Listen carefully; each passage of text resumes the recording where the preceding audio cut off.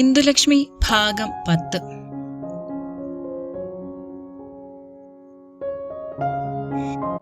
കുറച്ചുനേരം കിച്ചുവിനോട് ചേർന്ന് നിന്ന് ഏങ്ങിക്കരഞ്ഞു ലക്ഷ്മി. ലച്ചു, അവൻ മൃദുവായി വിളിച്ചപ്പോൾ അവൾ ഒന്ന് പിടഞ്ഞു മാറി. സോറി, ഞാൻ പെട്ടെന്ന്. കണ്ണുകൾ തുടച്ചുകൊണ്ട് ലക്ഷ്മി ചുറ്റും നോക്കി. ഏട്ടൻ ഒറ്റയ്ക്കേ ഉള്ളോ? ഇന്ദു വന്നില്ലേ? നീ എന്തിനാ കരഞ്ഞത്? കിച്ചുവിന്റെ മറുചോദ്യം കേട്ട് ലക്ഷ്മി ഒന്ന് പതറി.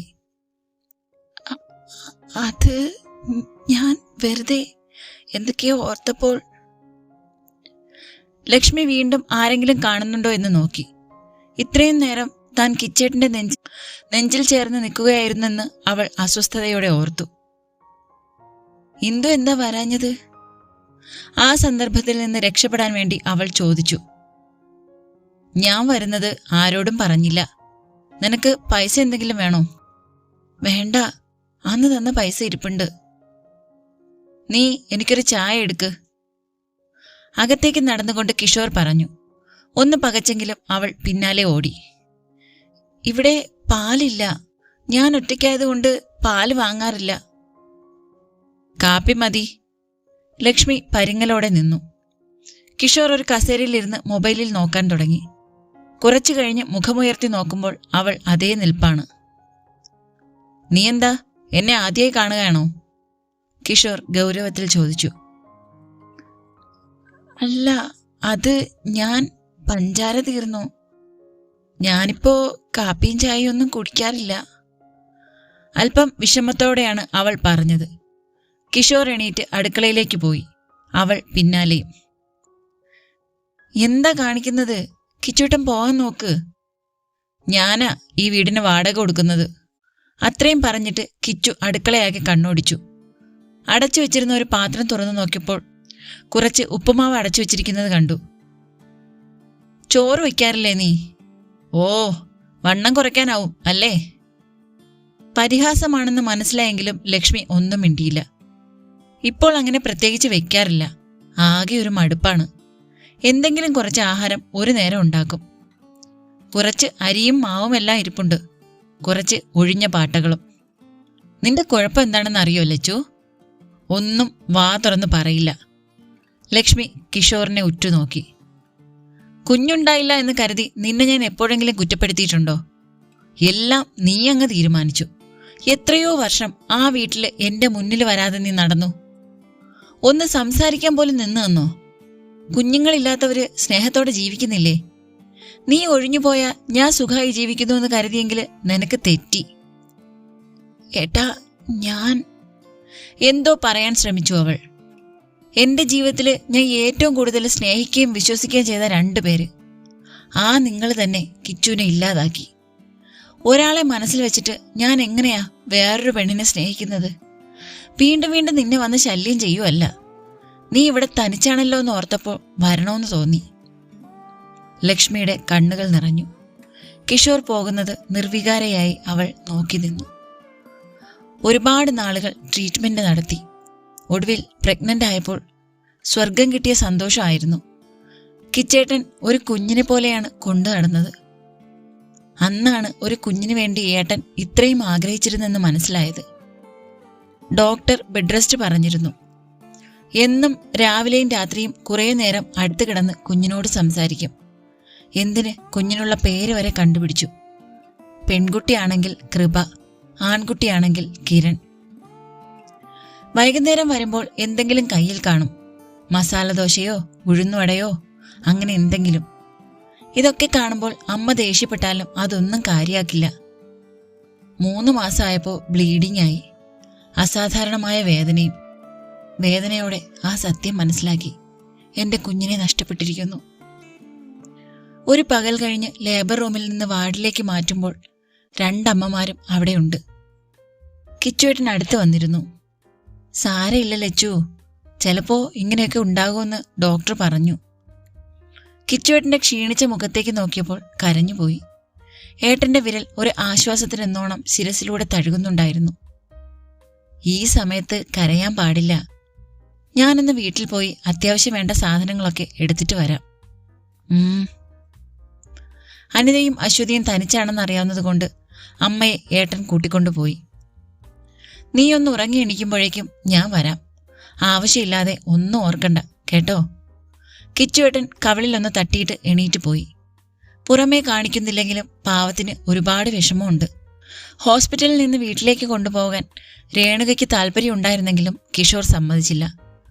കിച്ചുവേട്ടൻ്റെ അമ്മയിൽ നിന്നാണ് അറിഞ്ഞത് യൂട്രസിന് ബലക്കുറവായതുകൊണ്ടാണ് അബോർഷൻ ആയതെന്ന്.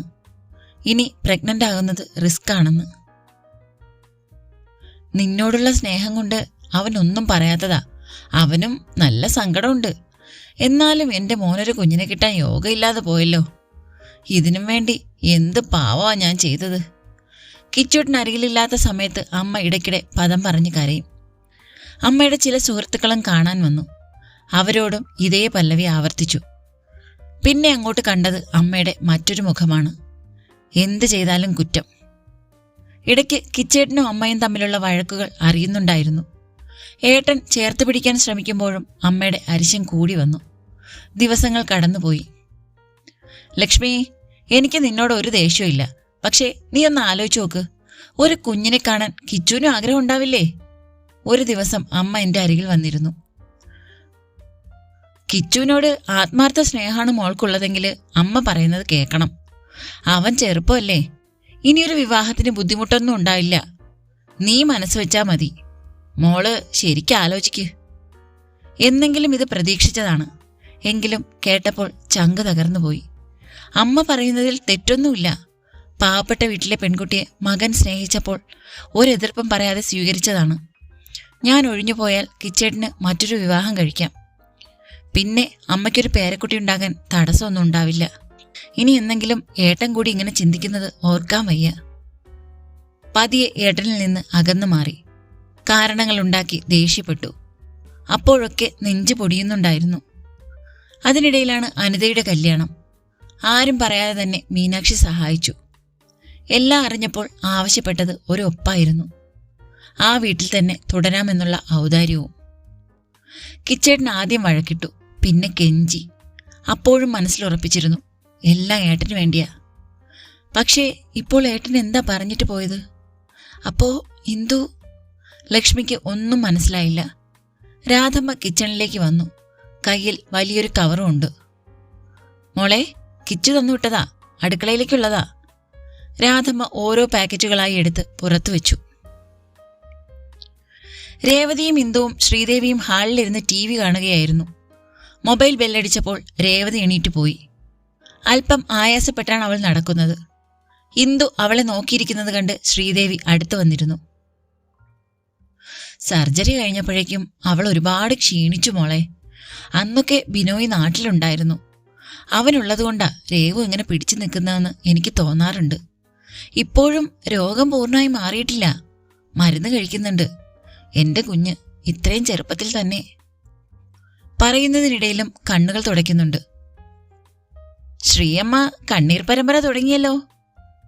മിന്നുവിനെ തോളിൽ കിടത്തി ഉറക്കിക്കൊണ്ടുവന്ന രാഹുൽ പറഞ്ഞു. പോടാ, ഞാൻ ഈ കൊച്ചിനോട് സംസാരിച്ചിരുന്നതാ. കിച്ചു ഇതുവരെ വന്നില്ലല്ലോ. അവനെ നോക്കിയിരിക്കണ്ട, നിങ്ങൾ കഴിച്ചിട്ട് കിടക്കാൻ നോക്ക്. വാ മോളെ, നമുക്ക് ആഹാരം കഴിക്കാം. ശ്രീദേവി ഇന്ദുവിന്റെ കൂടെ അടുക്കളയിൽ പോയി ആഹാരം വിളമ്പി. അപ്പോഴേക്കും രേവതിയും വന്നു. ആഹാരം കഴിച്ച് കുറച്ചു കഴിഞ്ഞപ്പോൾ രേവതി കിടന്നു. കുറച്ചു കഴിഞ്ഞപ്പോൾ കിഷോർ വന്നു. അവൻ കുളിച്ചു വന്നപ്പോൾ ശ്രീദേവി ആഹാരം വിളമ്പി. ഇന്ദുവും അവരോടൊപ്പം നിന്നു. കുറച്ചു കഴിച്ചിട്ട് കിഷോർ എണീറ്റ് പോയി. എന്താ കിച്ചു ഇത്? നീ എന്താ കഴിക്കാത്തത്? ശ്രീദേവി ശാസനയോടെ അവനെ നോക്കി. മതി, വിശപ്പില്ല. മീനാക്ഷിയമ്മ പോയതിന്റെ സങ്കടാവും. രാഹുൽ ചിരിയോടെ പറഞ്ഞപ്പോൾ കിച്ചു അവനെ ഒന്ന് തിരിഞ്ഞു നോക്കിയിട്ട് ഹാളിലേക്ക് പോയി. ഇന്ദു, മോള് പോയി രേവുവിന്റെ റൂമിൽ കിടന്നു. ഡോറ് ലോക്ക് ചെയ്യണ്ട. ഇന്ദു തലകുലുക്കി. രാഹുൽ കിടക്കാനെത്തുമ്പോൾ കിഷോർ എന്തോ ആലോചനയിലിരിക്കുകയാണ്. നിനക്കെന്ത് പറ്റി കിച്ചു? ഞാൻ കുറച്ചു നേരമായിട്ട് ശ്രദ്ധിക്കുന്നു. ഞാനിന്ന് ലച്ചുവിനെ കണ്ടിരുന്നു. എനിക്ക് തോന്നി. എടാ, ഞാനൊരു കാര്യം പറയാം. ലക്ഷ്മിയല്ല, ഇപ്പൊ ഇന്ദുവാണ് നിന്റെ ഭാര്യ. എന്തിന്റെ പേരിലായാലും നീ താലി കെട്ടിയ പെണ്ണ്. നീ അവളെ മനസ്സിലാക്കാൻ ശ്രമിക്ക്. ഇന്ദുവിനെ എനിക്ക് അങ്ങനെ കാണാൻ പറ്റുന്നില്ല. അവളോട് ഞാനത് പറഞ്ഞിട്ടുണ്ട്. കുറച്ചു കഴിഞ്ഞാൽ അവൾക്ക് പറ്റിയ നല്ലൊരു പയ്യനെ കണ്ടുപിടിച്ച് അവനോടെല്ലാം തുറന്നു പറഞ്ഞിട്ട് വിവാഹം നടത്തണം. രാഹുൽ തലയിൽ കൈതാങ്ങി കട്ടിലിരുന്നു. ഹാ, ബെസ്റ്റ് ഐഡിയ. സുന്ദരിയും സുശീലയുമായ ഭാര്യയ്ക്ക് അനുയോജ്യനായ വരനെ ആവശ്യമുണ്ട് എന്നൊരു പരസ്യം കൊടുക്കാം. ആ, എന്നിട്ട് നീ എന്ത് ചെയ്യും? എന്നിട്ട് എനിക്കറിയില്ല. ലക്ഷ്മി എന്തെങ്കിലും സ്വന്തം ഇഷ്ടത്തിന് വന്നാൽ ഞാൻ സ്വീകരിക്കും. അതിനി എന്നായാലും. അല്ലെങ്കിൽ ഇങ്ങനെ ജീവിക്കും. കല്യാണം കഴിക്കാത്തവർ ജീവിക്കുന്നില്ലേ? അല്ല, നീയും അങ്ങനെയല്ലേ? പണ്ടേതോ ഒരു പെണ്ണിനെ ഇഷ്ടമായിരുന്നെന്ന് പറഞ്ഞ്. ഓ, മതി മതി മതി മതി, എനിക്ക് ഉറക്കം വരുന്നു. ആ ലൈറ്റ് ഓഫ് ചെയ്തിട്ട് ഒറ്റയ്ക്കിരുന്ന് ആലോചിച്ചോ. രാഹുൽ കണ്ണുകൾ അടച്ചു കിടന്നു. എപ്പോഴോ കിച്ചുവും വന്ന് കിടക്കുന്നത് അറിഞ്ഞു. PGക്ക് പഠിക്കുമ്പോഴാണ് മീനാക്ഷി വല്യമ്മയുടെ വീട്ടിൽ ഒരു പെൺകുട്ടിയെ കാണുന്നത്. 15-16 വയസ്സേ ഉണ്ടാകൂ. വല്യമ്മയുടെ ബന്ധുക്കൾ ആരെങ്കിലും ആകും. മുറ്റത്ത് നിന്ന് തൂക്കുന്നതും തുണി കഴുകുന്നതും വല്യമ്മയുടെ ഒപ്പം ഇരിക്കുന്നതൊക്കെ കാണാം. കിഷോറുമായി നല്ല അടുപ്പമുണ്ടെങ്കിലും വല്യമ്മ ആരോടും മിണ്ടാറില്ല. ഒരു പ്രത്യേക സ്വഭാവമാണ് അവർക്ക്. കിച്ചു അപ്പോൾ ബോംബെയിലാണ്. എന്നും കാണുന്ന മുഖമായതിനാൽ അവളോട് എന്തോ ഒരടുപ്പം തോന്നി. കാണുമ്പോൾ അവളൊന്ന് പുഞ്ചിരിക്കും. കിച്ചുവിൻ്റെ വീട്ടിൽ ഒരു പെൺകുട്ടിയെ കാണുന്നല്ലോ. ആഹാരം കഴിക്കുമ്പോൾ അമ്മയോട് ചോദിച്ചു. ആ, മീനാക്ഷിയുടെ കൂട്ടുകാരി രേണുകയുടെ മോളാ ലക്ഷ്മി. മീനാക്ഷി ഇപ്പോൾ തനിച്ചായതുകൊണ്ട് ഇവിടെ നിർത്തിയേക്കുവാ, ശ്രീദേവി പറഞ്ഞു. നല്ല ഭംഗിയുള്ളൊരു ചേച്ചി. ഇന്നലെ ഞാൻ അമ്പലത്തിൽ വെച്ച് കണ്ടിരുന്നു. രേവതിയാണ് അത് പറഞ്ഞത്. വലിയ താല്പര്യമില്ലാത്തതുപോലെ എല്ലാം കേട്ടു. ഇവളെക്കാൾ 1 വയസ്സ് കൂടുതലേ ഉള്ളൂ ആ കുട്ടിക്ക്. എല്ലാ ജോലിയും ചെയ്യും. ഇവൾക്ക് ചായ പോലും എടുത്ത് കുടിക്കാൻ മടിയാ, ശ്രീയമ്മ പറഞ്ഞപ്പോൾ രേവതി ചുണ്ടുകൊട്ടി. ലക്ഷ്മി +2 ചേർന്നത് രേവതിയുടെ സ്കൂളിലാണ്. മീനാക്ഷിയുടെ കണ്ണു വെട്ടിച്ച് ഇടയ്ക്കിടെ മതിലിനരികിൽ നിന്ന് അമ്മയോടും രേവുവിനോടും സംസാരിക്കുന്ന അവളോട് എപ്പോഴോ പ്രണയം മൊട്ടിട്ടു. ആരോടും പറയാതെ കൊണ്ടു നടന്നെങ്കിലും രേവതി അത് മനസ്സിലാക്കി. അവൾ ഡിഗ്രിക്ക് പഠിക്കുമ്പോഴാണ് കിച്ചു നാട്ടിൽ വന്നത്. തന്നെക്കാൾ 2 വയസ്സിന് മൂത്തതാണവൻ. കിച്ചു അവളെ പ്രണയിക്കുന്നു എന്ന് തിരിച്ചറിഞ്ഞതും മനസ്സിൽ വേദന നിറഞ്ഞു. അധികം താമസിയാതെ അവരുടെ വിവാഹവും കഴിഞ്ഞു. ഏട്ടത്തിയായി മാത്രമേ പിന്നെ കണ്ടിട്ടുള്ളൂ. ഒരുപക്ഷെ അന്ന് താൻ അവളോട് പ്രണയം പറഞ്ഞിരുന്നെങ്കിൽ ഇന്നവൾക്കിങ്ങനെ ആരുമില്ലാതാകുമായിരുന്നോ? ഓരോ ഓർമ്മയിൽ രാഹുൽ മയക്കത്തിലേക്ക് വീണു. രാവിലെ പതിവിലും നേരത്തെ ഉണർന്ന് കിഷോർ വീട്ടിലേക്ക് പോയി. ഏട്ടൻ ബേക്കറിയിലേക്കാണോ? രാഹുൽ കുളി കഴിഞ്ഞ് താഴേക്ക് വരുമ്പോൾ രേവതി ചോദിച്ചു. അതെ, നിനക്കെന്തെങ്കിലും വേണോ? എനിക്കൊന്നും വേണ്ട, ഇന്ദു അങ്ങോട്ടല്ലേ, 2 പേർക്കും ഒന്നിച്ചു പോകാമല്ലോ. രാഹുൽ ഒന്ന് മൂളി. ഇന്ദു മിന്നുവുമായി എന്തോ പറഞ്ഞ് ചിരിക്കുകയാണ്. രേവതി നിർബന്ധിച്ചാണ് ഇന്ദു രാഹുലിന്റെ ഒപ്പം പോയത്. ഇയാൾ ഏതോരെ പഠിച്ചു? ഡ്രൈവ് ചെയ്യുമ്പോൾ രാഹുൽ ചോദിച്ചു. +2. തെല്ല് ജാള്യതയിലാണ് ഇന്ദു പറഞ്ഞത്. ഇനി അങ്ങോട്ട് എന്താ തന്റെ പ്ലാൻ? ഇന്ദു മനസ്സിലാകാതെ അവനെ നോക്കി. കിച്ചുവിന്റെ കാര്യം അറിയില്ലേ? അവന് ലക്ഷ്മിയെ മറക്കാൻ വയ്യ. ഇതൊക്കെ കല്യാണത്തിന് മുൻപേ പറഞ്ഞ കാര്യങ്ങളല്ലേ? അതിനിടയ്ക്ക് ഇയാളുടെ ജാതകദോഷവും. ഇപ്പോഴും ഇതൊക്കെ വിശ്വസിക്കുന്നവരുണ്ടല്ലോ, അതാ അത്ഭുതം. എനിക്ക് അറിയില്ലായിരുന്നു, ഇന്ദു പറഞ്ഞു. അറിഞ്ഞിരുന്നെങ്കിൽ ഇങ്ങനെയൊന്നും സംഭവിക്കില്ല എന്നാണോ? അതിന് ഇന്ദുവിന് മറുപടി ഉണ്ടായില്ല. ഏതായാലും താനൊരു ജോലിക്കിറങ്ങിയല്ലോ, നല്ല കാര്യം. കിച്ചു അല്ലെങ്കിലും മറ്റൊരാള്, ഇയാളെ മനസ്സിലാക്കുന്ന ഒരാൾ വരും. ഒരു താലി കഴുത്തിൽ വീണെന്ന് കരുതി ജീവിതം അവസാനിച്ചിട്ടൊന്നുമില്ല. ബേക്കറിയുടെ കുറച്ചു മുന്നിലായി രാഹുൽ വണ്ടി നിർത്തി. സാർ, ഇന്ദു വിളിച്ചു. രാഹുൽ ചോദ്യഭാവത്തിൽ നോക്കി. സാർ പറഞ്ഞതെല്ലാം ശരിയാ, പക്ഷെ ഒരു ഡൗട്ട്. ലക്ഷ്മി ചേച്ചിയെ ഒരിക്കൽ സ്നേഹിച്ചിരുന്നതിനാണോ സാർ ഇപ്പോഴും ബാച്ചിലറായി നടക്കുന്നത്? അപ്പോ എന്നേക്കാൾ കഷ്ടമാണല്ലോ സാറിന്റെ കാര്യം. രാഹുൽ എന്തെങ്കിലും പറയുന്നതിന് മുൻപ് ഇന്ദു ഇറങ്ങി ബേക്കറിയിലേക്ക് ഓടി. വൈകുന്നേരം എത്തുമ്പോൾ ഇന്ദു കിഷോറിന്റെ വീട്ടിലേക്ക് നോക്കി. ഗേറ്റ് അടഞ്ഞു കിടക്കുന്നത് കണ്ട് ശ്രീദേവിയുടെ വീട്ടിലേക്ക് പോയി. ഇയാളെന്താ ഇവിടെ സ്ഥിരതാമസാക്കിയോ? സിറ്റൗട്ടിൽ നിന്ന് രാഹുൽ ചോദിച്ചു. ഇന്ദു വല്ലായ്മയോടെ നിൽക്കുന്നത് കണ്ട ശ്രീദേവി അവളുടെ അടുത്തേക്ക് വന്നു. മോള് പോയി ചായ കുടിക്ക്, ഇവൻ പറയുന്നത് കാര്യാക്കണ്ട. രാഹുലിനെ ഒന്ന് നോക്കിയിട്ട് ഇന്ദു അകത്തേക്ക് നടന്നു. രാഹുൽ, നീ എന്തിനാ ആ കുട്ടിയോട് അങ്ങനെ ചോദിച്ചത്? ആ കുട്ടിയുടെ സ്ഥാനത്ത് രേവു ആണെങ്കിലോ? നീ ഒന്ന് ഓർത്തു നോക്ക്. ജാതകദോഷം എന്നൊക്കെ പറഞ്ഞ് രേവുവിനെ ഇഷ്ടപ്പെടാത്ത ആരുടെയെങ്കിലും തലയിൽ വെച്ച് കെട്ടാൻ നോക്കോ നമ്മള്? രാഹുൽ നീരസത്തോടെയാണ് പ്രതികരിച്ചത്. ദൈവദോഷം പറയല്ലേ മോനെ, ഇതൊക്കെ സത്യമുള്ള കാര്യാ. പാവം കുട്ടിക്ക് നല്ലൊരു പയ്യനെ കിട്ടണേ എന്റെ ദേവി. ശ്രീദേവി നെഞ്ചിൽ കൈചേർത്ത് കണ്ണടച്ചു നിന്നു. അമ്മ പോയി എനിക്കൊരു ചായ എടുക്ക്, രാഹുൽ പറഞ്ഞു. ഇന്ദു അപ്പോൾ രേവതിയോട് സംസാരിക്കുകയാണ്. എടി പെണ്ണേ, നീ എന്തിനാ അങ്ങനെ പറഞ്ഞത്? ഇനി ഏട്ടൻ എന്നെ വഴക്കു പറയില്ലേ? രേവതി തലയിൽ കൈവച്ചു. ഞാൻ അങ്ങനെയൊന്നും പറയണമെന്ന് വിചാരിച്ചതല്ല. നിന്റെ ഏട്ടന് ഒരു കൊമ്പ് കൂടുതലാ. ഒരു ബേക്കറി മുതലാളിക്ക് ഇത്രയും അഹങ്കാരം വേണോ? ഡീ, രേവതി വിരൽ ചൂണ്ടിയ ഭാഗത്തേക്ക് നോക്കി ഇന്ദു വീർപ്പടക്കി. രാഹുൽ അവളെ നോക്കി പേടിപ്പിക്കുന്നു.